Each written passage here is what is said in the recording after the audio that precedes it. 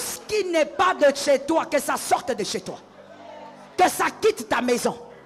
Pauvreté sorte de chez moi. Que tout ce qui ne révèle pas ton identité sorte de chez toi. Tu es enfant de Dieu. Tu es fils du roi. Lève ta main droite. Que quelqu'un dise, je prends ce qui me ressemble. Tu n'as personne pour te propulser. Mais ce n'est pas le nom de ton père qui va le faire. Ce n'est pas le nom de ton diplôme, mais c'est ton identité spirituelle. À cause de cette identité, tu vas monter, tu vas atteindre. Et à cause de la même identité, il y a des choses qui doivent sortir de chez toi. Je veux que quelqu'un fasse un geste prophétique. Que quelqu'un bouge de 3 pas et dise, sors de chez moi. Refuse d'accepter ce qui est anormal. Ne pas avoir d'enfant quand on est marié, c'est pas normal. Tu es en retard. Ne pas avoir d'argent alors que tu as déjà un âge avancé, ce n'est pas normal. Ne pas avoir de travail à un certain âge, ce n'est pas normal. Ne pas avoir l'argent pour payer ses études alors que tu veux étudier, ce n'est pas normal. Ne pas être capable d'être en bonne santé alors que tu veux servir Dieu, ce n'est pas normal. La maladie dans la maison tous les jours, ce n'est pas normal. Tout ce qui n'est pas normal doit être refusé. Tout ce qui n'est pas normal doit être réfuté. Tout ce qui n'est pas normal doit sortir de ta vie. Que quelqu'un me dise, ce n'est pas normal. Et avant la fin de cette année, que Jésus te place une table et que tes adversaires reconnaissent que tu as servi Dieu toute cette année. Ça tombe sur ta maison et ça tombe sur ta vie.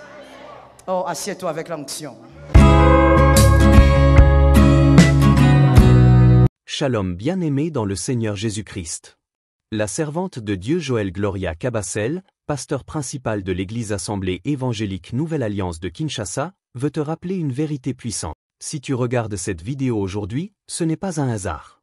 Dieu veut que tu saches une chose essentielle. Tu vas y arriver, parce que son plan pour ta vie est déjà établi.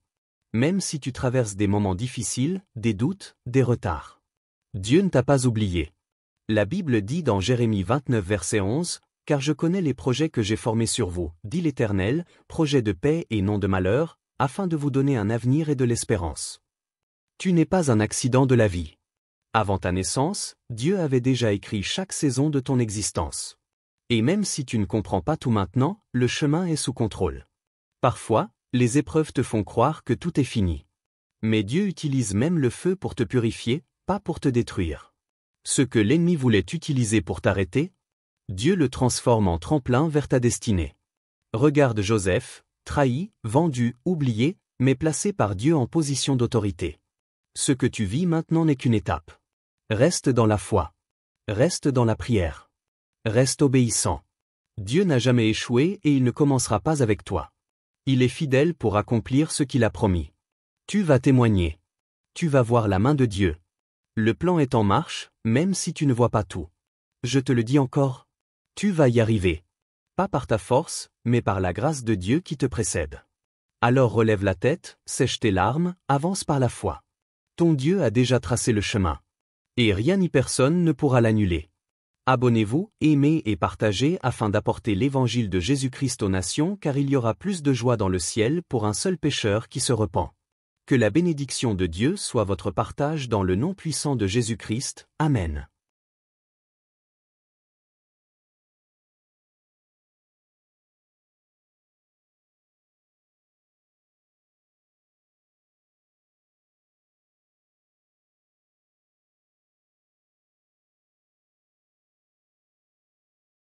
Abonnez-vous, aimez et partagez afin d'apporter l'évangile de Jésus-Christ aux nations car il y aura plus de joie dans le ciel pour un seul pécheur qui se repent. Que la bénédiction de Dieu soit votre partage dans le nom puissant de Jésus-Christ. Amen. Ne te lasse pas de croire. Quoi qu'il arrive, crois encore. Quoi qu'il se passe, crois encore. Il est difficile de fois de croire, mais il est possible de croire. Ce qui est difficile n'est pas forcément impossible. La vie chrétienne est difficile, mais elle est possible. Est-ce que quelqu'un m'entend? Croire, des fois, c'est difficile, mais ce n'est pas impossible. Croire, c'est refuser de se laisser convaincre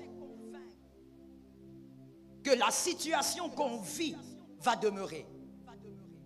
Croire, c'est de refuser de se laisser vaincre par les circonstances de la vie. Ne te laisse pas vaincre par les circonstances de la vie. Oh, il y a une belle phrase que j'entends dans mon âme. Laisse-moi partager ça avec toi. Les circonstances de la vie ne peuvent te vaincre. Tu les as vaincus parce que tu es vivant. Tu vois, tu as traversé des choses et des choses, des événements et des événements. Mais c'est toi qui es en vie. Les circonstances qui t'ont fait pleurer dans le passé sont restées dans le passé. Sont mortes dans le passé. Mais toi, tu continues ton chemin. Alors je dis, tu es plus fort que les circonstances. Que Dieu soit béni. Ne laisse pas les circonstances de la vie tuer ta foi. Il y a des choses qui arrivent, c'est de ça que je parle. Il y a des choses qui arrivent dans la vie qui ont pour mission de tuer votre foi. Qui ont pour mission de détruire votre foi. Qui sont tellement bien maquillées pour détruire votre foi. Mais au nom de Jésus, toi tu vaincras. Parce que toi tu ne fais pas partie de la catégorie de ceux qui échouent. Je bénis celui-là. Tu ne fais pas partie de la catégorie de ceux qui perdent la foi. Écoutez, gardez la foi et refusez de prier dans la peur. Ne prie pas dans la peur. Même lorsque la circonstance te trouble, refuse la peur. Arrive à refouler la peur. Arrive à rejeter la peur. Est-ce que quelqu'un m'entend? Il ne suffit pas seulement d'être conscient. Car la conscience sans la foi est une violence faite à l'âme. Lorsque vous êtes conscient et que vous n'avez pas la foi, vous violentez votre âme. Vous allez trop souffrir au niveau de votre pensée, de votre système de pensée. Parce que vous allez trop réfléchir, mais il n'y aura pas de solution. La réflexion sans solution est une perte de temps. Mais voilà, la foi vous permet de réfléchir et d'avoir une solution. Quelle est la solution? C'est que tout va changer. Vous croyez que tout va changer. Même si vous n'avez pas tous les éléments, mais vous savez que tout va changer. La conscience est inutile lorsqu'elle n'est pas accompagnée de la foi. J'ai dit que ça torturait votre âme. Vous devez être conscient, mais ajoutez à votre conscience la foi. La foi vous permet de comprendre que chaque problème a un alpha et un oméga. Tout problème a un alpha et un oméga. Ce que tu vis a un oméga.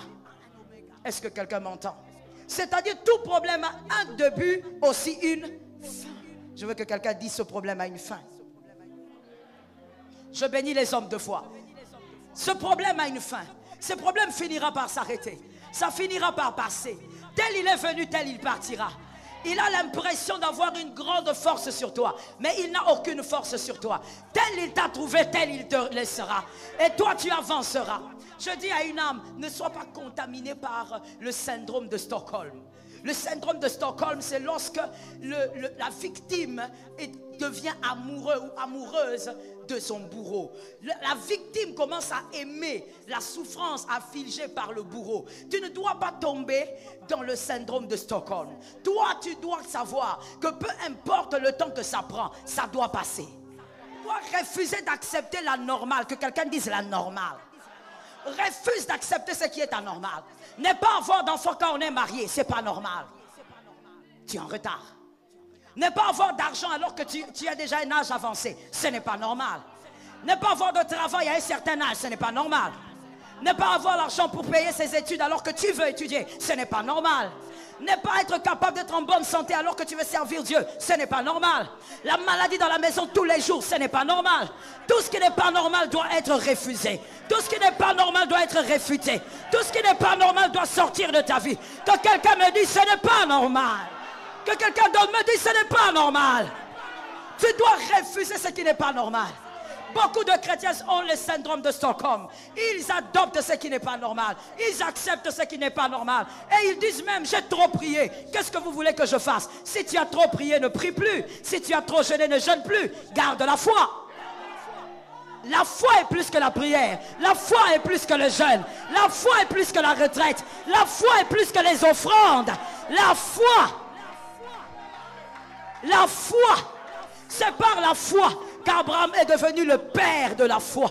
Ce n'est pas par les offrandes, ce n'est pas par le jeûne, ce n'est pas par les retraites, mais c'est par la foi. Que quelqu'un dise, cette chose qui n'est pas normale me quitte. Regarde combien tu es intelligent. Regarde combien tu épates même tes voisins. Ce n'est pas normal que tu sois à ce niveau. Alors au nom de Jésus de Nazareth, je déclare par la puissance du Saint-Esprit, l'Éternel t'amène là où tu dois être. L'Éternel te rend visible. J'appelle la visibilité sur toi. J'appelle la visibilité sur ta vie. Ce que tu vis n'est pas normal. À quel moment est-ce que le diable fait de vous un jouet quand vous croyez que ce que vous vivez est normal? Refusez de normaliser ce qui est inacceptable. Dites à votre voisin, dans notre royaume, c'est inacceptable. Voilà pourquoi Dieu, Jésus nous a rappelé en disant, vous êtes sur cette terre, mais vous n'êtes pas. Pourquoi? Parce que ce que vous vivez, ne l'acceptez pas comme les hommes de ce monde. Vous avez un royaume. Dans ton royaume, qu'est-ce qui se passe? Quand une femme se marie, elle doit enfanter. Quand un homme cherche du travail, il doit l'avoir. Quand tu as besoin d'argent, tu dois l'avoir. Quand tu travailles, tu dois produire. Tu dois aller de l'avant. Tu dois être en bonne santé. Ta famille doit être gardée. Pas des accidents inutiles. Le sorcier ne peut pas te... Oh my God. Le sorcier ne peut pas te manger. Il ne peut pas te détruire. Tu dois être en bonne santé. Comme l'est l'état de ton âme. Dans notre royaume, le diable n'a pas le pouvoir sur nous. Dis à ton voisin, le diable n'a pas le pouvoir. Ce voisin-là ne répond pas bien. Change de voisin. Localise les hommes de foi. Dis-lui, le diable n'a pas le pouvoir. Lorsque le sorcier commence à jouer dans votre famille, ce n'est pas normal. Ce n'est pas normal. Je dis, ce n'est pas normal. Ah, je dis, ce n'est pas normal. Lorsque les sorciers commencent à vous envoûter, ce n'est pas normal. Lorsque les sorciers jettent des mauvais sorts, ça vous atteint, ce n'est pas normal. Dans votre royaume, ce n'est pas normal. Refuse d'accepter ce que les autres acceptent. Est-ce que quelqu'un m'entend? Tu dois être comme le peuple d'Israël dans le désert. Quoi qu'étant dans le désert, mais il y a la manne, il y a l'écaille, les chaussures ne s'usent pas, les vêtements ne s'usent pas. Tu ne peux pas pleurer pour des choses élémentaires. Que quelqu'un lève sa main droite et dise, je ne peux pas pleurer pour les choses élémentaires. Non, là tu as parlé comme votre grand-père. Maintenant parle comme un homme de foi. Je ne peux pas pleurer pour les choses élémentaires. Jamais tu ne pleureras pas pour les choses élémentaires. Pas cette année, pas l'année prochaine, ni l'année d'après. Tu ne pleureras pas pour les choses élémentaires. Lorsque le chrétien accepte les choses anormales, il devient esclave alors qu'il est prince. Est-ce que quelqu'un m'entend? Lorsque le chrétien accepte des choses qui ne concordent pas, qui ne ressemblent pas à son royaume, il devient esclave. Et pourtant tout est accompli. Dis à un voisin, tout est accompli. C'est-à-dire que je ne peux pas redevenir esclave. Impossible. Même si le diable m'accule tous les jours, je ne peux pas redevenir esclave. Tout est déjà terminé. Le dossier est déjà clôturé. Et le dossier est gardé au ciel. Le dossier est gardé au ciel. Le dossier est déjà clôturé. Est-ce que quelqu'un m'entend? Est-ce que quelqu'un me capte? Refuse de vivre des choses qui ne ressemblent pas à ton identité. Voilà pourquoi tu auras des choses qui ne ressemblent pas à ton nom, qui ne ressemblent pas à ton sang, qui ne ressemblent pas à ton nom de famille, mais qui ressemblent très bien à ton identité. Tu n'as personne pour te propulser, mais ce n'est pas le nom de ton père qui va le faire. Ce n'est pas le nom de ton diplôme, mais c'est ton identité spirituelle. À cause de cette identité, tu vas monter, tu vas atteindre. Et à cause de la même identité, il y a des choses qui doivent sortir de chez toi. Je veux que quelqu'un fasse un geste prophétique. Que quelqu'un bouge de 3 pas et dise, sors de chez moi. Tout ce qui n'est pas de chez toi, que ça sorte de chez toi. Que ça quitte ta maison. Pauvreté, sort de chez moi.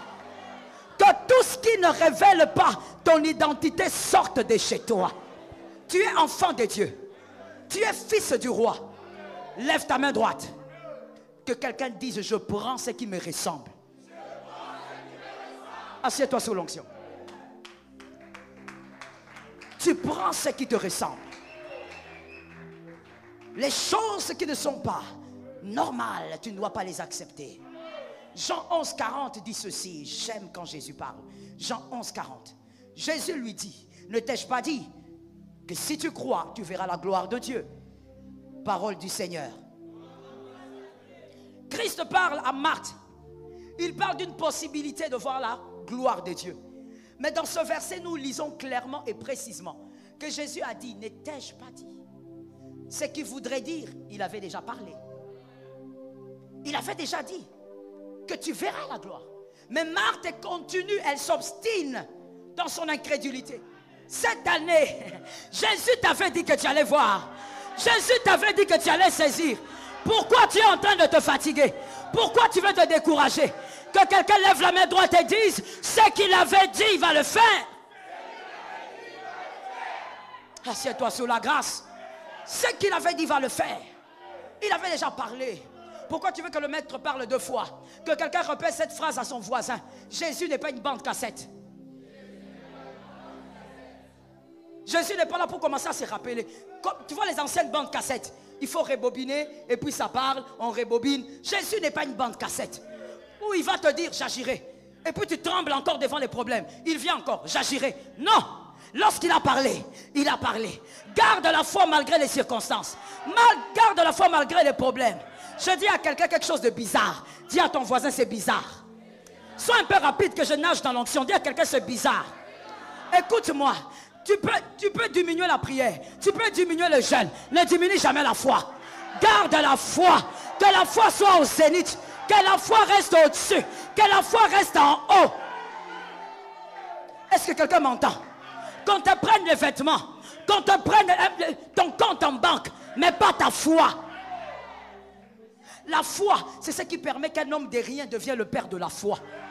La foi, c'est ce qui permet qu'une orpheline devienne reine. La foi, c'est ce qui permet qu'un homme qui était chez son beau-père pendant 40 ans devienne le libérateur des peuples.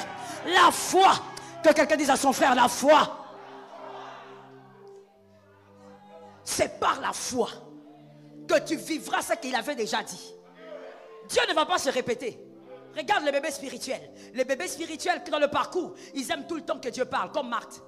Bébé spirituel. Jésus, tu dis quoi? Jésus, je ne comprends pas. Mais Jésus, tu m'avais promis, non? Mais on commence à finir l'année. Il avait déjà dit. Et pour Jésus, un jour c'est trop. Qu'est-ce que je viens de dire? Je corrige ce que j'ai dit. Pour Jésus, 1 minute c'est trop. Ah, tu prends ça au nom de Jésus. 1 minute c'est trop. Jésus n'a pas besoin de tout ça. Il a besoin d'1 minute. J'ai envie de lancer les paroles. Dans 1 minute, Jésus peut propulser un homme. Dans 1 minute, Jésus peut te faire savoir dans le monde. Dans 1 minute, Jésus peut changer tes finances. Dans 1 minute, Jésus peut amener le trouble dans les cœurs de tes ennemis. Jésus n'a pas besoin de beaucoup de choses. Asseyez-vous sous l'onction. Jésus a simplement besoin de la foi. Est-ce que quelqu'un m'entend? Que les hommes méprisent ton vêtement, mais que les hommes craignent ta foi. Ça doit tomber sur toi. Que les hommes méprisent tes chaussures, mais que les hommes honorent ta foi. Que les hommes méprisent ton argent, mais que les hommes honorent ta foi. Que tu sois celui qui fait trembler les hommes par ta foi. Que ta famille tremble par ta foi. Que les sorciers tremblent par ta foi. Que les hommes païens tremblent par ta foi. Que la nation tremble par ta foi. La foi est la chose qui pourra faire bouleverser les événements. Mais je vais lancer une parole prophétique sur quelqu'un. J'ai dit que ce culte c'est pour les élus. Ce n'est pas pour les bébés. Je lance la prophétie en disant que ce que ta foi va amener, que ça reste, que ça se plante pour des générations. Pour des générations. Je disais pour des générations. Que ton fils soit dans les repos. Parce que toi, tu vas manifester la foi aujourd'hui. Que ta fille soit dans le repos. Parce que toi, tu manifestes la foi aujourd'hui. Jésus est en train de te dire, ne t'ai-je pas dit? Pour Marthe, c'était si tu crois, tu verras la gloire. Toi, complète pour toi, c'était quoi? Qu'est-ce qu'il t'a dit quand tu priais? Qu'est-ce qu'il t'a dit quand tu étais en retraite? Qu'est-ce qu'il t'a dit quand tu jeûnais? Il t'a dit quoi? Ne t'ai-je pas dit? Ne t'ai-je pas dit? Ne t'ai-je pas dit? Ah, ce qu'il a dit va arriver. Je vais illustrer ça. Lionel, viens. Regarde à quoi ressemble la parole que Dieu lance sur toi. Toi, tu es là et tu pries. Tu dis, Seigneur, exauce-moi. Et Dieu vient avec une parole. Il la lance sur toi. Mais comme elle ne doit pas arriver maintenant, il y a un ange qui tient la parole. Et cet ange reste à côté de toi. Marchez, mon fils. Là, toi, tu marches. Ce sont des moments difficiles. Mais la parole est là. L'ange a la parole. L'ange a la parole. Il attend que tu arrives à la fin. Que tu ne perdes pas la foi. Et il te donne la parole. L'ange a la parole. Je dis à quelqu'un, ce qu'il t'a dit va arriver. Ce qu'il t'a dit va s'accomplir. Ce qu'il t'a dit va prendre forme. Ce qu'il t'a dit a la forme d'un bébé. Ça va grandir. Dis à quelqu'un, ça va grandir.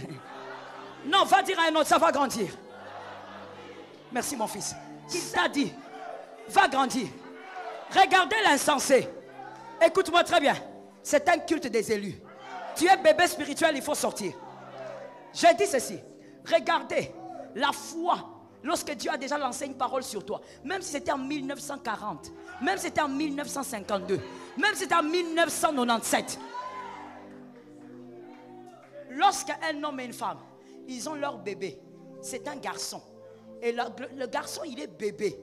Voici ce que dit l'insensé. L'insensé va dire, dans cette maison-là, il n'y a pas de fils. Merci. Parce qu'il est bébé, l'insensé va dire, comme il est bébé, qu'est-ce qu'il va nous faire?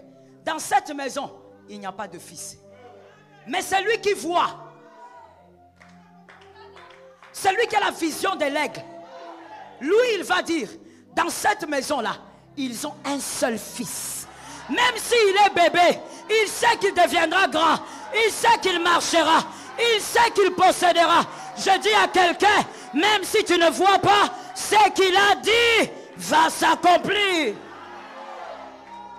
Ça a encore la forme de bébé. Ça va grandir. I praise the name of Jesus. Laisse-moi te révéler pourquoi Dieu ne veut pas que tu voies. Pourquoi Dieu ne veut pas te montrer comment ta promesse grandit.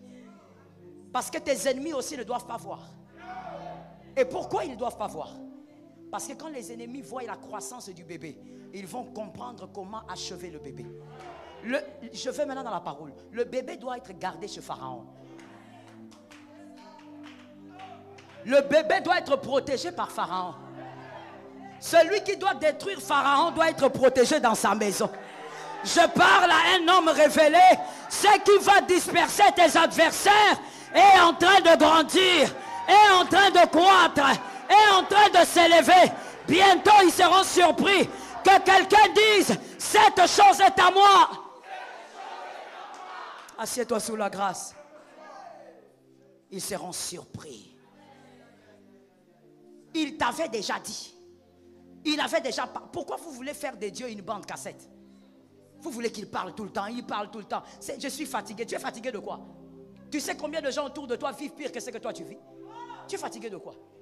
Toi tu dis, je suis fatigué, mes enfants ne mangent pas. Tu sais combien de parents aujourd'hui ont enterré les enfants? Toi au moins tes enfants ne mangent pas, ils sont vivants. Il y a des gens qui ont enterré des enfants. Il y a des gens qui ont perdu des enfants. Il y a des gens qui ont des situations pires que toi. Ils sont juste à tes côtés. Mais tu vois, eux ne crient pas. Ils ne parlent pas. Et ils se rappellent de ce qu'il avait dit. Qu'est-ce que le maître avait dit? Jésus a dit à Marthe, je te l'avais déjà dit. Que si tu crois, tu vas voir la gloire. Jérémie 15, 18, il dit ceci. Jérémie 15, 18. Pourquoi ma souffrance est-elle continuelle? Pourquoi ma plaie est-elle douloureuse? Ne veut-elle pas se guérir? Serais-tu pour moi comme une source trompeuse, comme une eau dont on n'est pas sûr? Parole du Seigneur. Écoute-moi très bien. Jérémie, il aimait se plaindre. Il aimait se lamenter. Écoute-moi bien. Chaque douleur et chaque souffrance a une mission. Quand elle finit la mission, elle part. Mais toi, pendant cette mission, tu dois être vainqueur. Pendant cette mission, tu ne dois pas être petit. Pendant cette mission, tu dois sortir avec une grande foi. Pourquoi tu dois sortir avec une grande foi? Parce que tu auras besoin de cette foi-là pour affronter les grandes batailles demain. Je peux parler. Je veux parler. La souffrance et les choses pénibles ont une mission. Tu dois absolument comprendre quelle est la mission de ce qui te fait souffrir. Un professeur n'entre pas dans une salle de classe sans objectif. Lorsque la souffrance vient dans ta vie, c'est avec un but. Lorsqu'une chose te fait pleurer pendant un temps, c'est avec un but. Tu dois savoir quel est le but. Et tu dois sortir de là vainqueur. Ne sors pas de là comme un plaintif. Maintenant, nous avons trop de chrétiens plaintifs. Que quelqu'un dise, je ne suis pas plaintif. Qui se plaignent pour tout et pour rien. Voici le constat que moi j'ai fait dans la vie. C'est que des fois, la personne devant qui vous vous plaignez, des fois, elle souffre plus que vous. Mais seulement le problème, c'est que ça ne s'écrit pas sur le front. Et voici une autre sottise sous le soleil. C'est que l'être humain pense que quand quelqu'un est bien habillé, c'est qu'il ne souffre pas. C'est une autre sottise qu'il y a sous le soleil. On pense que bon, comme Papa François est bien habillé, c'est qu'il peut comprendre mon problème. Ce n'est pas parce qu'il est bien habillé qu'il ne souffre pas. Peut-être même qu'il souffre plus que toi, atrocement. L'habillement ne veut rien dire. La souffrance est tout autre chose. Job 19, 29 dit, mes os sont attachés à ma peau et à ma chair. Il ne me reste que la peau des dents. Ça c'est Job. Est-ce que tu as déjà vécu une telle souffrance? Tu ne l'as pas vécu, alors pourquoi tu te plains? Verset 24, 25. Je voudrais qu'avec un burin de fer et avec du plomb, elle fût pour toujours gravée dans le roc. Pourquoi qu'elle fût gravée dans le roc? Pour que personne n'oublie. Et même si on oubliait, qu'on soit capable de se rappeler. Que ce qui est écrit sur le roc nous rappelle, c'est que l'Éternel est capable de faire. Des fois, quand le Seigneur nous fait du bien, nous devenons amnésiques. Voilà pourquoi le Seigneur aime les hommes qui savent vivre selon la manne du jour. Je veux expliquer. Selon la manne du jour, le peuple d'Israël ramassait la manne et ils avaient l'obligation de manger avant le coucher du soleil. La manne ne pouvait pas dormir. Quand ça dort, ça pourrit. Et ici, dans la Nouvelle Alliance, j'explique ça comme ça. Le chrétien doit vivre selon la manne. C'est-à-dire, quand Dieu te fait du bien, ne dors pas sans le dire. La culture du témoignage n'est pas une culture créée par les hommes. C'est une culture divine et biblique. Tu dois être capable de dire ce que Dieu fait pour toi. À chaque fois que Dieu le fait, tu le dis. Africains, sortons un peu de ce problème culturel que nous avons. Non, si je témoigne, mon oncle va me voir, il va savoir que j'ai l'argent. C'est Dieu qui t'a gardé en vie pour que cet oncle-là ne te bouffe pas. À chaque fois que Dieu te visite, dis même à 2 personnes, regardez ce que Dieu a fait pour moi. Ce n'est pas de l'orgueil, mais c'est savoir ne pas garder la manne. Ne garde pas la manne jusqu'au jour suivant. Tu dois apprendre à célébrer Dieu dans ses hauts faits. J'entends l'esprit me dire, pourquoi tu t'arrêtes? Je ne veux pas m'arrêter, Saint-Esprit. Je dis à quelqu'un, arrête d'être amnésique. Arrête d'être amnésique. Dis à ton frère, arrête d'être amnésique. L'amnésie est une mauvaise chose et devient même un péché à certains moments. Dieu t'a fait du bien, tu n'as jamais témoigné. Même à ton mari, tu n'as jamais dit. Même à ta femme, tu n'as jamais dit. Mais après quelques jours, après quelques mois, tu commences à te plaindre. Mais j'ai envie que Dieu fasse un miracle. Quel miracle tu veux? À chaque fois que Dieu fait des choses pour toi, tu les gardes pour toi. Tu ne reconnais même pas ce que Dieu a déjà fait. Pose une question. Qui a laissé un deuil à la maison? Non, ne dites pas personne parce que vous ne savez pas. Peut-être que quelqu'un a laissé un deuil derrière vous. Qui a laissé un deuil à la maison qui lève sa main? Ici d'où je suis, je ne vois personne. Comment est-ce possible? Comment est-ce possible que le Seigneur nous a tous fait grâce jusqu'à ce point? Vous n'avez pas laissé de deuil. Vous n'avez pas laissé de mauvaises nouvelles. Mais comment ne voyez-vous pas que c'est un grand sujet de célébration? Jésus mérite d'être célébré. Le bébé spirituel célèbre les gros miracles. Les enfants de Dieu et les fils de Dieu célèbrent même quand Dieu donne la vie. Est-ce que quelqu'un m'entend? Il y a une grande différence entre le fils et le bébé spirituel. Le bébé spirituel, il attend que Dieu fasse des choses grosses. Il attend des promotions. Il attend que Dieu augmente son salaire pour qu'il dise, ah, Dieu est bon. Mais le fils de Dieu sait que dans tout ce qu'il fait, c'est bon. C'est pourquoi nous disons, tout est grâce. Tu es d'accord avec moi? Et au verset 25, Job dit, mais je sais que mon Rédempteur est vivant. Je sais qu'il est vivant. Dans certaines versions, je sais qu'il se lèvera certainement. Et moi, c'est la version que j'aime. Je sais qu'il se lèvera certainement. Même si j'ai l'impression que moi je suis assise, ou même pas assise, quand on souffre, on n'est même pas assis. On est par terre, on est à genoux, on est alité. Et qu'on a l'impression que nos adversaires sont au-dessus de nous. Mais au-dessus de nos adversaires, il y a un trône. Oh, je sens des choses bizarres. Au-dessus de vos adversaires, il y a un trône. Celui qui te dit, tu ne vaux rien, je t'écrase. Au-dessus de celui-là, il y a quelqu'un qui s'élèvera certainement. Lorsque la souffrance est continuelle, Christ attend la foi. Parce que cette souffrance doit accomplir sa mission dans ta vie. Même si tu n'aimes pas la classe de la 4e primaire, tu dois la passer. Tu la passeras pour aller vers 5e. Mon fils était en train de me dire, il y avait un devoir pour le week-end, je lui ai dit, j'ai reçu ça sur mon téléphone, je lui ai dit, ton devoir de week-end est arrivé. Il me dit, maman, lequel, français ou maths? J'ai dit, c'est maths et français. Il me dit, oh, j'ai dit quoi? Non, maman, moi je préfère les français. J'ai dit, tu sais, le jour où tu commences à préférer les maths, tu vas réussir en maths. Plus vous n'aimez pas une chose, plus vous ne faites aucun effort pour l'apprendre ou pour vous adapter. Est-ce que quelqu'un comprend? Voici ce que vous ne devez pas aimer. Les circonstances dans lesquelles vous êtes. Mais voici ce que vous devez aimer. C'est que Dieu a permis. Est-ce que vous comprenez? Je devais donner un exemple. C'est comme une piscine. Il y a de l'eau. Vous êtes dans la piscine. Vous n'aimez pas l'eau, ça vous dérange. Mais Dieu a voulu que vous soyez dans cette piscine.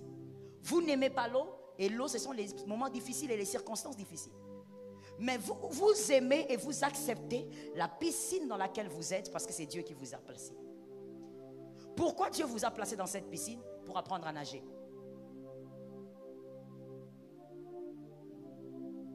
Est-ce que quelqu'un a compris? Il y a des choses que vous devez apprendre. Vous devez apprendre à persévérer jusqu'au bout. Celui qui n'a pas souffert longtemps ne saura pas persévérer jusqu'au bout. Celui qui n'a jamais souffert longtemps ne saura pas ce que c'est la persévérance. Dis ça à ton voisin.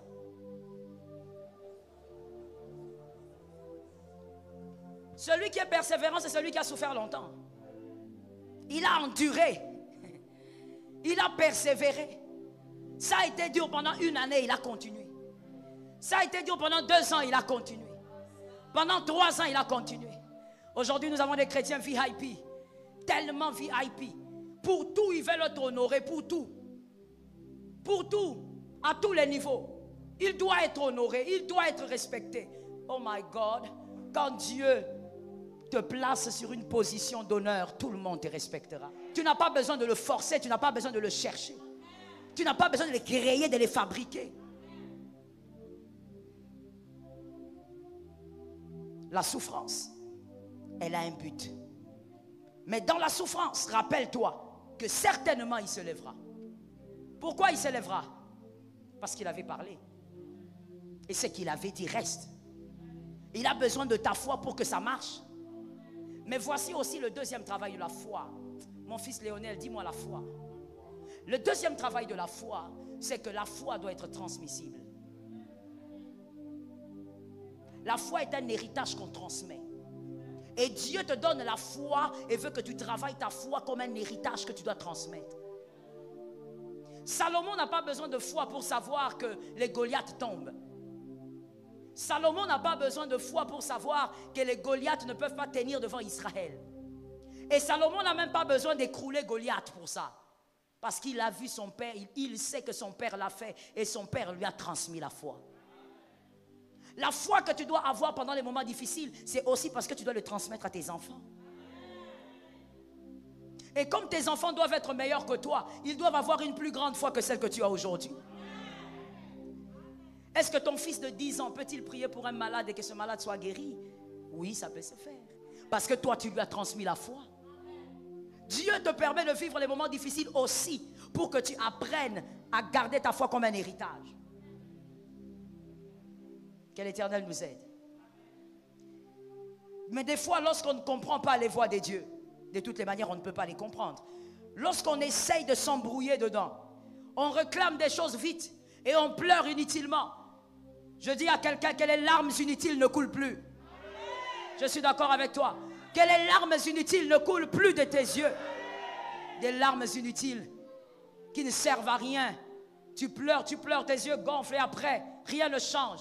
Dieu ne te sortira pas de là. Tu es dans cette souffrance par une mission. Tu dois vaincre et tu dois réussir ta mission. Tu dois élever ta foi, tu dois apprendre ce qu'il y a à apprendre. Et Dieu te fera passer. Si Dieu t'aime, Dieu ne permettra pas qu'un homme te sorte de la souffrance qui te fera grandir.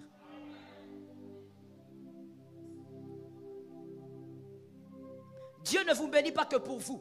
Dieu vous bénit aussi pour vos fils. Voilà pourquoi il vous laisse un peu dans la souffrance. Pour grandir. Vous savez, c'est la souffrance qui fait grandir. Le confort ne donne pas beaucoup de sagesse. C'est la souffrance qui donne la sagesse. Généralement, avec nous les humains, nous disons, Seigneur, où est mon confort? Où est mon repos maintenant? Lui, Dieu, il parle de ce qui est pérenne. Toi, tu veux quelque chose tout de suite. Lui, il voit ce qui est pérenne. Lorsque Sarah veut un enfant pour son mari, Dieu ne veut pas un enfant pour Abraham. Dieu veut une histoire pour Abraham. You understand? Pendant que Sarah pensait que c'est une affaire d'enfant. Agar, fais un enfant avec mon mari. Ce n'est pas une affaire d'enfant. C'est que Dieu ne pouvait pas, mais Dieu ne voulait pas l'expliquer à Sarah. Ce n'était pas une affaire d'enfant.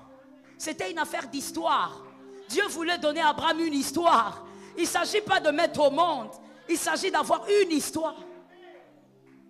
Ce que tu cherches est bon. Mais il ne s'agit pas de ça. Dieu veut que tu puisses vaincre cette souffrance parce qu'il s'agit d'une histoire. Il veut que ton nom reste une référence. Pour tes enfants d'abord. Que tes enfants prient en disant, le Dieu de mon père, le Dieu de ma mère. Ah, je crois que les élus ont entendu. Dieu ne cherche pas à te bénir seulement parce qu'il a envie d'étonner tes voisins. Laisse-moi dire à quelqu'un quelque chose. Ça doit guérir ton cœur. Dieu n'est pas un Dieu de concurrence. Parce qu'il n'a pas de conquérant. Dieu ne fait pas des choses pour que le diable voie. Regarde les prières, je ne veux pas même dire diaboliques. Ce sont des prières remplies d'ignorance et remplies de tout ce que vous voulez de bizarre. Nzambe sala, bamona. Des prières remplies, permettez-moi les termes, d'idiotie. C'est parce que tu ne connais pas Dieu que tu pries comme ça. Tu n'as jamais lu la Bible. Dieu n'agit pas pour que le diable... Qu'est-ce qu'il a approuvé au diable? Même l'ange n'est pas là pour se battre avec le diable. C'est pas ça qui est écrit? Parce que vous me regardez bizarrement. L'ange Gabriel n'est pas là pour se battre avec le diable. C'est pas ça que la Bible dit. La Bible dit quoi? Je vous ai donné. Luc combien? À qui? Mais c'est à toi. La Bible ne dit pas j'ai donné le pouvoir à l'ange Gabriel de marcher sur le diable. Non. Il dit je vous ai donné à vous. Allez marcher sur lui. Ne crois pas que Dieu agira parce que ton voisin ou ton qui doit voir. Dieu n'agit pas pour épater le diable. Il n'a rien à faire avec le diable. Dieu agit parce qu'il est focalisé sur toi. Voilà pourquoi il n'agit pas n'importe quand. Dieu attend la croissance pour donner certaines choses. Et comme toi d'ailleurs, tu ne peux pas donner n'importe quoi à ton enfant. Le peuple d'Israël cherchait la manne, l'écaille. Mais Moïse voulait Canaan. Des fois, lorsqu'on a une perception différente de la bénédiction de Dieu, on pleure différemment. On ne pleure plus pour les petites choses. Toi, tu pleures pourquoi? Pour le pain? Non. Il est ton père. Il doit te le donner. Pleure pour Canaan. Est-ce que quelqu'un m'entend? Pleure pour Canaan, ne pleure pas pour le pain. Dis au Seigneur, moi je ne peux pas pleurer pour ça. Moi je ne peux pas trimer pour ça. Tu es mon père. Moi ma vision c'est Canaan. Que Dieu bénisse celui qui a compris. Lorsque ta perception des choses change, même ta foi aussi va changer dans la souffrance. Et j'aimerais dire une chose que tu dois retenir pour la vie, mon frère. Celui qui t'a dit que la vie chrétienne c'est sans souffrance, il t'a menti. Il t'a gravement menti. Ça va finir aujourd'hui, Dieu va te donner le repos et ensuite, après un temps, ça va encore revenir. Mais une autre forme de souffrance. Ça va toujours changer de forme. Pourquoi? Parce que c'est dans la souffrance qu'on apprend à grandir avec Dieu. Oh Lord, have mercy. Je veux poser une question parce que la Bible dit la nature doit nous enseigner. Pour ceux qui ont des enfants, vous avez l'amour pour vos enfants, n'est-ce pas? Est-ce que quand les enfants sont bébés et que les dents commencent à pousser, ça fait mal ou ça fait pas mal? Ils pleurent ou pas? Vous avez un contrôle dessus? Alors puisqu'il a mal et que c'est votre enfant, vous voulez arrêter sa souffrance? Pourquoi? Vous savez, vous m'avez donné une phrase, mais vous ne m'avez pas répondu. Pourquoi vous ne pouvez pas arrêter sa souffrance? Parce que c'est votre enfant. Quand il souffre, vous avez mal. C'est ça la réponse. Parce que vous savez que si les dents ne poussent pas, vous serez la première personne à l'amener à l'hôpital. Docteur, mon enfant a 2 ans, il n'a pas de dents. Je te dis, avant même de l'amener chez le médecin, moi quand tu l'amènes ici, je commence à chasser les démons. Ton enfant a 2 ans, il n'a pas de dents. Toi et moi, nous allons dire, c'est quelque chose de mystique. Il y a des choses naturelles même dans la vie. Mais pour qu'elles arrivent, il faut souffrir. Sans souffrance, ça ne sort pas. Autant c'est naturel, autant aussi c'est spirituel. Il y a des choses spirituelles, pour que ça arrive, tu dois d'abord souffrir. Toi, tu fais le corner. Il n'y a pas de corner dans le Seigneur. Tu vas passer par là. Dis à ton voisin, il n'y a pas de corner. Même si tu vas chercher Messi, ce corner-là dans le Seigneur ne marchera pas. Même Cristiano ne fera rien. Avec Dieu, il n'y a pas. Tu es obligé de subir ça. Attention avec cet évangile où on vous dit que dans le Seigneur, c'est toujours le bonheur, toujours le bonheur, toujours. Non, la Bible dit soyez toujours joyeux. Mais la Bible ne dit pas soyez toujours. Non, c'est pas ce que je cherche. La Bible, voilà. Tu es entré dans ma tête, hein? Tu as la foi. Tu es connecté à quelque chose. La Bible dit soyez toujours joyeux. Mais la Bible ne dit pas soyez toujours heureux. C'est-à-dire il y a des moments où je peux ne pas être heureuse. Pourquoi? Parce que mes enfants n'ont pas mangé. Est-ce qu'un parent peut être heureux quand les enfants ne mangent pas? Non, mais la Bible dit sois quand même joyeux. Quel exercice! Quel exercice! Celui qui n'est pas persévérant avec Dieu ne pourra pas être joyeux alors que ça va mal. La Bible ne t'a pas dit que tu seras toujours heureux. Mais la Bible t'a par contre dit, sois toujours joyeux. Parce qu'il peut arriver que dans ton malheur là, ça fait très mal. Mais rappelle-toi qu'il avait déjà parlé. Et quand tu te rappelles de ces paroles, il y a une joie qui te monte. Ou bien, voici l'exercice que je vais te donner. Bon, si je donne cet exercice, on va encore aller raconter partout que je suis franc-maçon. Donc, je ne sais pas comment le donner. Je vais changer de formule. Avant que tu ne puisses penser que tu as une vie chaotique, fais un petit tour au cimetière. Quand tu vas écouter les silences qu'il y a au cimetière, toi-même tu vas sortir de là en train de louer le Seigneur. Alléluia, alléluia. Et quand tu loues le Seigneur, derrière tu dis, arrière de moi, esprit de mort. Parce que tu vas réaliser que la vie ne tient qu'à un fil. Si on est vivant, c'est une énorme grâce. Tu devrais à un moment donné arrêter un peu de regarder à ce que tu n'as pas. Et tu dis, Seigneur, je peux parler, je te rends grâce. Seigneur, je peux respirer, je te rends grâce. Avant d'entrer à ce culte, j'ai un peu traîné parce que j'étais en train de prier pour un monsieur qui a fait un accident grave. Alors que je lui avais donné ce message quand j'étais en voyage, un accident terrible. On ne sait même pas s'il va s'en sortir. J'étais en train de prophétiser sur lui. On était en train de coudre le monsieur pendant que le téléphone était là. Sa femme a pleuré. Elle a dit, mettez même son téléphone à l'oreille pendant que vous travaillez, qu'il entende seulement la déclaration prophétique. Alors que ce matin, le monsieur est sorti normal. Il avait ses petites courses à faire. Il se disait, il va faire les courses rapidement. Et puis, il va continuer son premier culte à la Cité Verte. Un accident terrible. La dame pleure horriblement. Ne joue pas avec la grâce. Arrête de te plaindre comme un gamin. Arrête de te plaindre comme une petite fille. Tu es enfant de Dieu, mais tu es encore comme un enfant. Tu dois grandir et être un fils. Ce qu'il t'a donné, c'est trop grand. C'est trop. La maman pleurait, elle me dit, maman Joël, je ne peux pas être veuve. Maman Joël, je lui ai dit, c'est Jésus, c'est Jésus. Elle me dit, maman Joël, ne me fais pas ça. Je dis, c'est pas moi. C'est Jésus qui a la vie des hommes entre ses mains. Malgré ma compassion pour elle, je ne peux rien à part prier. Toi, tu joues avec la grâce et tu viens te plaindre. Tu viens te plaindre que quoi? Tu viens te plaindre de quoi? Toi, tu as encore ton mari à tes côtés. Tu te plains de quoi? Certains ce matin ont perdu leur femme. Et même avant le coucher du soleil, certains seront veufs. Toi, tu te plains de quoi? À cause des caprices de la vie. Que quelqu'un dise les caprices de la vie. Les caprices de la vie peuvent se régler, mon frère. Et laisse-moi d'ailleurs te dire une intelligence, mon fils. Comme tu les appelles caprices, des fois ça peut venir ou n'est pas. Et si ça ne vient pas, ce n'est pas grave.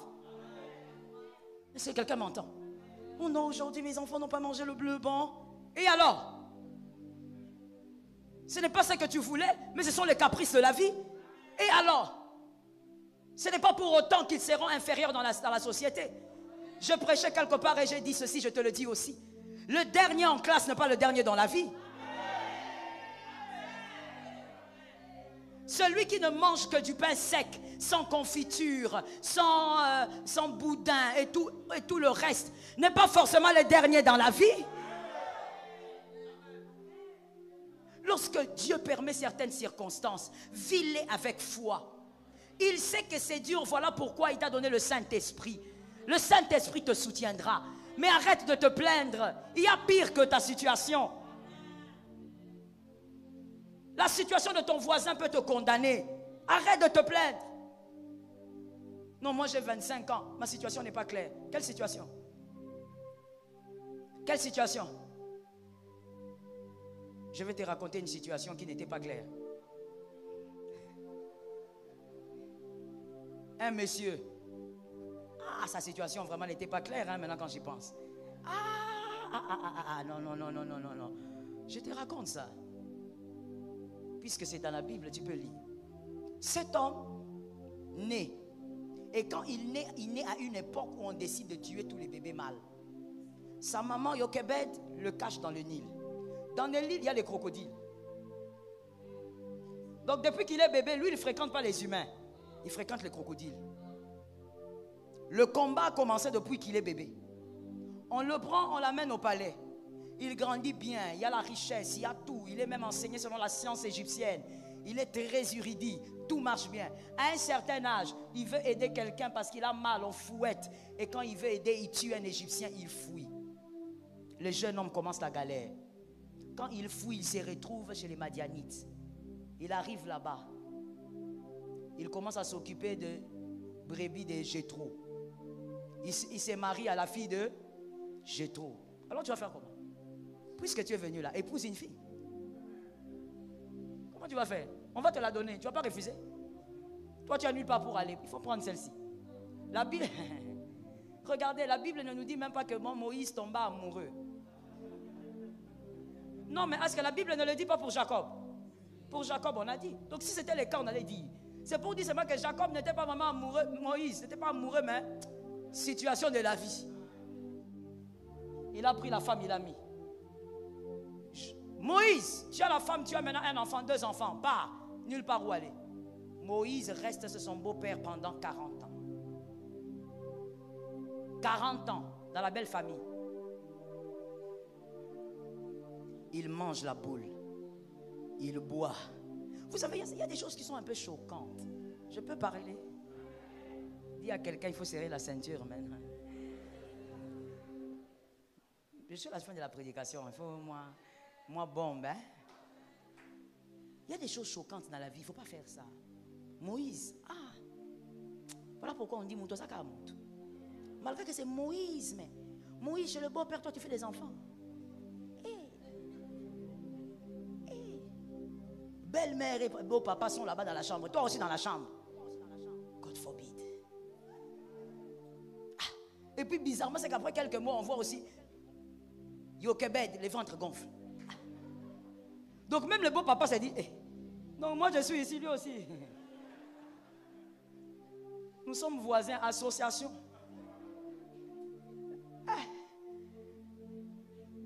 Là, tu vas écouter le silence total dans la maison. Vers 17h. Tant 17h, 18h, silence. Batou Bazar, silence. Personne ne répond. Chacun est en train de faire l'ouvrage du Seigneur. Pourquoi tu me regardes comme ça? Toi, tu ne connais pas ce que je dis ici. Toi, tu connais même plus que ce que moi je dis ici. On se connaît ici, là. Donc, les deux couples font les ouvrages du Seigneur. Et tout ça chez le beau-père. Et puis, Moïse n'a même pas l'audace. Il va aller dire à son beau-père, ah, ma femme va bientôt accoucher. La femme accouche, premier enfant. Deuxième enfant, seulement là-bas. Maman, pas 5 ans. 40 ans. Dans la belle famille. 40 ans. C'est là que Dieu, un jour, maintenant, va le récupérer. Après 80 ans. Un homme de 80 ans, c'est là que Dieu l'appelle. Mais tout ce temps, il était dans la belle famille pendant 40 ans. Toi, est-ce que ta vie n'est pas claire? Qu'est-ce que tu racontes? Qu'est-ce que tu racontes? Moïse ne mangeait pas selon son goût. Il mangeait selon le goût de Jéthro. Mais c'est lui le papa de la maison. C'est lui le papa. Il dit, aujourd'hui, on va manger le mouton bleu. Si ça existait. On mange le mouton que lui choisit. D'ailleurs, c'est son troupeau. Moïse, toi, tu vas venir donner des ordres ici. Comment? Chez le beau-père. C'est pour te dire ceci. Je veux tuer aussi cet évangile qui est distillé par le diable. Écoute, toutes les souffrances ne sont pas les liens. Toutes les souffrances ne sont pas les malédictions des familles. Il y a des souffrances bizarres comme celui de Moïse là. Des bizarreries que Dieu peut permettre. Pourquoi? Parce qu'il veut te broyer. Je vous ai dit que Moïse était prince d'Égypte. Il avait une très grande gloire. Une très grande intelligence. On devait broyer sa fierté là. Dieu devait broyer ça. Quand Dieu sent que tu as trop de fierté par rapport à là où il t'amène, il va te broyer par la souffrance. Il va t'écraser par la souffrance. Tout homme avec qui Dieu marche, il est d'abord broyé par la souffrance. Frère, l'humilité va venir par la souffrance. Je finis en te disant, lorsque tu as une foi ferme, tu dépends de Dieu et non des circonstances. Votre foi ne réside pas sur les hommes, mais sur Dieu. Vous n'aurez pas les yeux braqués sur les hommes. Qui va m'aider? Qui? Non, personne ne va t'aider. C'est Dieu qui va décider. Que quelqu'un dise, c'est Dieu qui va décider. Lorsqu'on a une foi persévérante, on est véritablement ancré dans le Seigneur. On s'en fout de ce que peut dire le serpent dans le jardin d'Éden. Même si le serpent parle, distille des mensonges, toi tu restes ferme. Tu sais que c'est Jésus qui a raison. Même si le diable te dit rien ne va arriver, toi tu dis tu es un menteur. Jésus avait déjà parlé. N'oublie jamais ce que Jésus dit. Et lorsqu'on croit fermement, votre destinée en Christ est assurée. Et je mets une virgule en disant, il y aura des surprises. Mon fils vient de me taper la salutation du Corona. Il y aura des surprises. Cette année, ah, tu as capté. Cette année, il y aura des surprises. Dieu est un Dieu de surprises. C'est pourquoi aussi nous l'aimons. Quelque part, c'est pourquoi aussi nous l'aimons. Nous l'aimons pour plusieurs raisons, mais pour ça aussi. Parce qu'il est le Dieu de surprises. Il est le Dieu, même s'il ne dit rien, il va toujours faire une surprise. Il est le Dieu qui prend l'orpheline et qui l'amène à être reine. Il est le Dieu de surprises. Je dis à quelqu'un, je sens ça dans mon esprit. Tu vois ton enfant là, ne le néglige pas. On ne sait pas qui est ton fils. On ne sait pas qui est ta fille. Peut-être que c'est une future Esther. On ne sait jamais. Dieu est un Dieu de surprise. Cette année même, je prophétise que Dieu t'accorde tes surprises. Que Dieu t'accorde ta part. Que Dieu t'accorde tes victoires. Que Dieu t'accorde tes miracles. Que Dieu t'accorde tes changements. Qu'Adonai t'accorde tes surprises. Que Jésus te bénisse. Que Jésus bénisse sa parole. The Lord, acclame encore. Acclame jusqu'à créer un désordre dans le camp de l'ennemi. Lève ta main droite s'il te plaît. Tu vas prophétiser 3 fois. Malgré les difficultés, je vaincrai. Tu dois croire en ce que tu dis, mon frère. Parce que quand tu parles, les anges sont en ton service. Car c'est au nom de Jésus que tu le fais. Tu vas déclarer en disant, malgré mes difficultés, je vaincrai. On y va, 1, 2, 3. Je le crois. Je le crois. Au nom de Jésus. Rabostaya Mosé. Oh, je n'ai pas entendu les élus. We praise the Lord. We praise the Lord. We praise the Lord. Tu es encore au début. Tu es encore au début. Les milolo, les milolo. Jésus.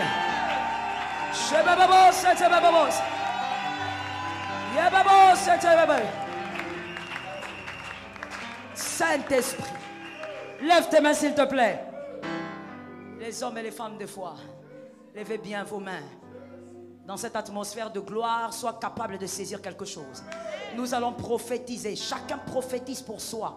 Nous allons déclarer 3 fois: Seigneur, mon année sera remplie de surprises. Nous allons le déclarer. On y va. 1, 2, 3. Seigneur, au nom de Jésus. Au nom de Jésus. Prophétise et carbure dans la prière. Prophétise. Utilise tes mains si possible. Prophétise.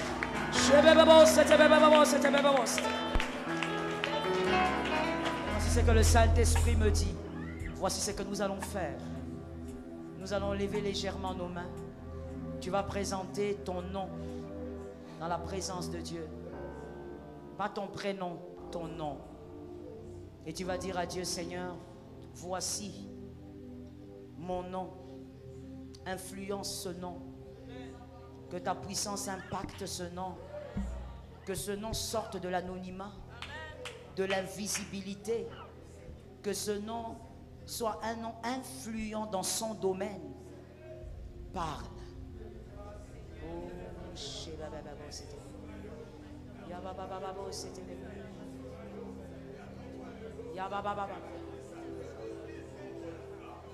J'aime ta foi. Présente ce nom. Le Saint-Esprit nous a demandé de le faire. Présente-le au Seigneur. Que ce nom soit influencé par la puissance de Dieu. Oh, force et louange à l'agneau, à l'agneau immolé, à l'agneau immolé. Shabbat c'était.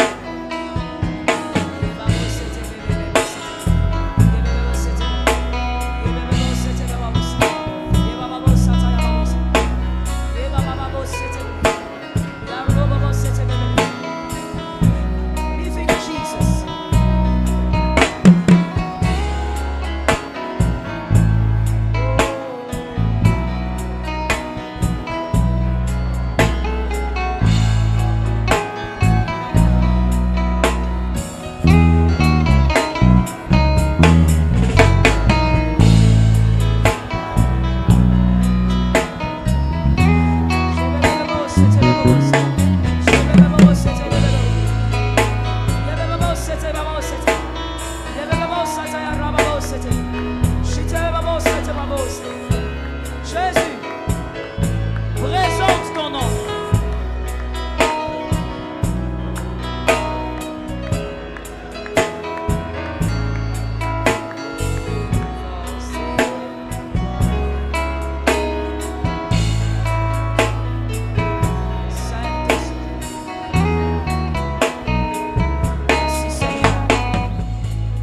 Bien-aimé, maintenant tu vas demander au Seigneur de te soutenir pendant les moments difficiles.